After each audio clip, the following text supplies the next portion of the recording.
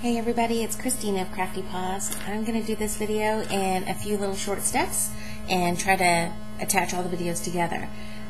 This is in response to Darla G's challenge of fabric flowers, and I thought I would start with some centers.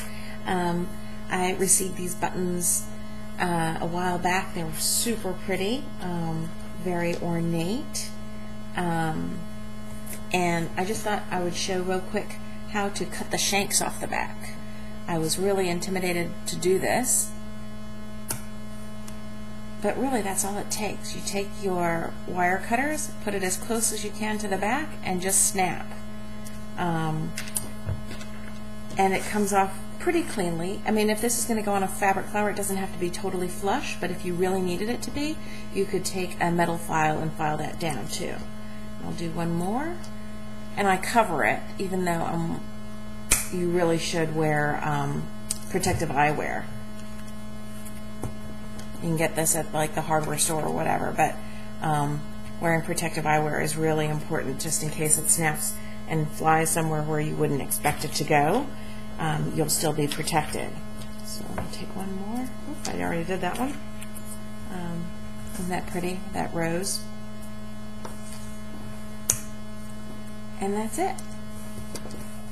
Okay, so the next part will be to punch the bases of the flowers onto which you're going to hot glue the lace or trims or scraps or whatever you want to add. And I have this Creative Memories punch, and I'm going to use the 1 1/4 circle. And obviously you can see it's just a scrap piece of cardstock. It's a little thicker. Because I want it to be more than just plain cardstock. This is actually photo paper.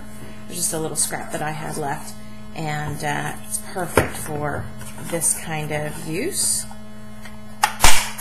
And having it white means that I don't have to worry about the lace showing through. I also used, you can use like cereal boxes or the packaging on that embellishments that you buy come with. This was at the top of a package. So that's the second step. Okay, so here is the last step. You take some laces, all different kinds. I made a couple here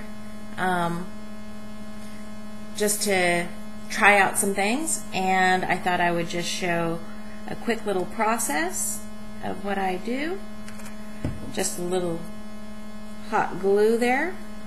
And I know a lot of people are afraid of burns and things like that with hot glue.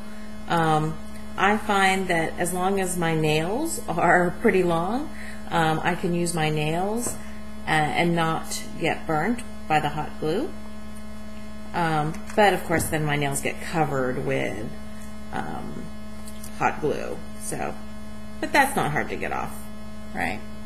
So you just keep going around like that. I just do a little bit at a time. I'm a slow crafter, but the hot glue gives me enough time to kind of sure the, I don't know if you guys can see that, to kind of sure the lace. So I just put on a little bit and then push it with my fingernail. I don't know if you can see this or not. I don't want to look away because then I'm afraid I really will burn myself. Yep.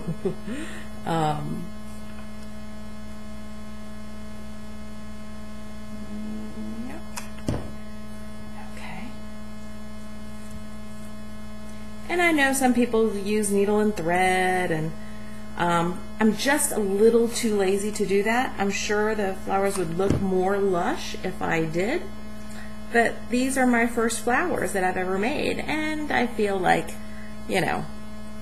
at this point, that's okay. Okay, so I thought I would end with just a few things that I learned while I was trying to make these lace flowers, which are, like I said, my first. Really starting with graduated sizes of laces is helpful. You don't want your first lace to be huge and then your next lace to be small.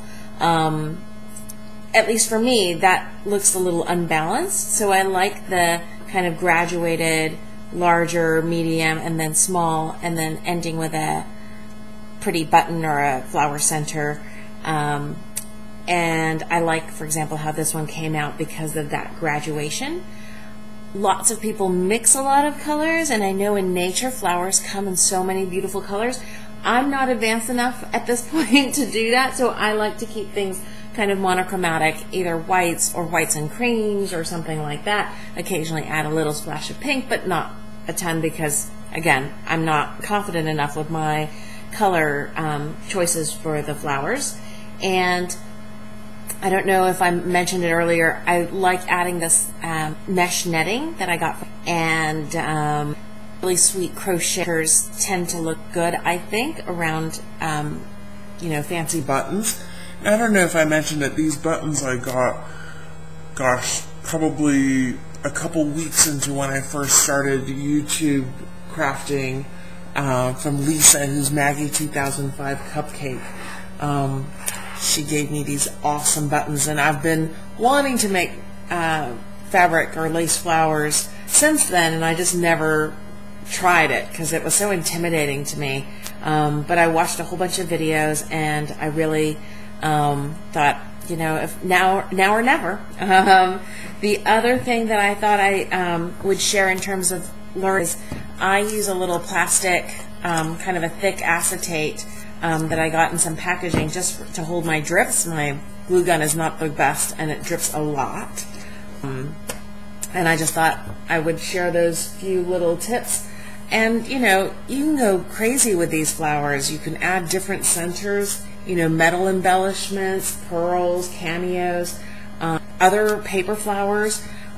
People go crazy with these, and I am planning on trying all those things. Thanks for watching, everybody.